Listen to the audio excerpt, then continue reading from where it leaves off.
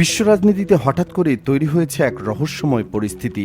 ইরানের সর্বোচ্চ নেতা আলী খামেনির মৃত্যুর খবর ছড়িয়ে পড়ার পর যখন বিশ্বজুড়ে চলছে জল্পনা আর অনিশ্চয়তা, ঠিক তখনই তার ভেরিফাইড এক্স অ্যাকাউন্ট থেকে প্রকাশিত হয়েছে একের পর এক রহস্যময় বার্তা।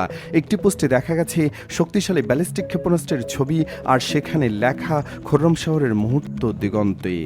এই একটি শব্দই এখন মধ্যপ্রাচ্যে যে ওয়াশিংটন পর্যন্ত কূটনৈতিক অঙ্গনে নতুন উদ্বেগ তৈরি করেছে।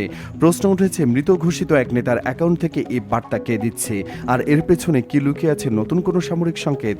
ঘটনার শুরু 2026 সালের 1 মার্চ।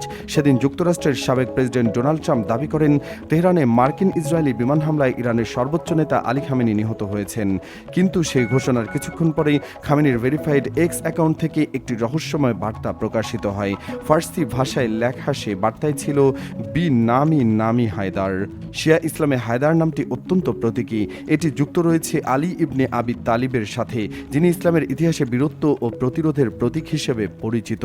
তাই অনেক বিশ্লেষক মনে করছেন এই বার্তা হয়তো প্রতিরোধ বা পাল্টা প্রতিক্রিয়ার প্রতীকী ইঙ্গিত। এর কয়েকদিন পর পরিস্থিতি আরও উত্তেজনাপূর্ণ হয়ে ওঠে।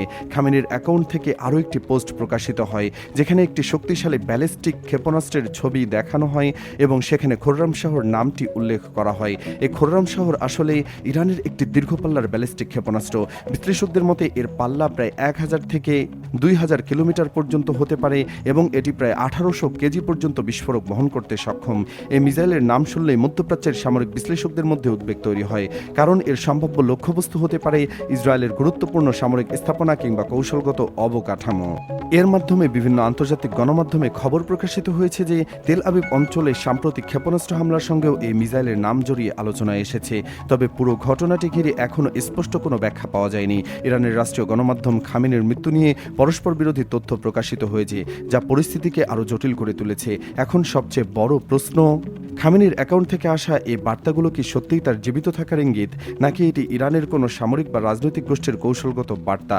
বিশ্বের গোয়েন্দা সংস্থাগুলো এখন এই ডিজিটাল বার্তার উৎস খুঁজে বের করার চেষ্টা করছে, কারণ অনেকের মতে এই রহস্যময় পোস্টগুলো হয়তো শুধু একটি বার্তা নয়, বরং মধ্যপ্রাচ্যের নতুন সংঘাতের পূর্বাভাসও হতে পারে। আপনার কি মনে হয়, খামেনির অ্যাকাউন্ট থেকে আসা এই রহস্যময় বার্তাগুলো আসলে কে পোস্ট করছে? এটা কি ইরানের কোনো কৌশলগত বার্তা, নাকি এর পেছনে রয়েছে আরও বড় কোনো রাজনৈতিক পরিকল্পনা? আপনার মতামত অবশ্যই কমেন্টে জানান।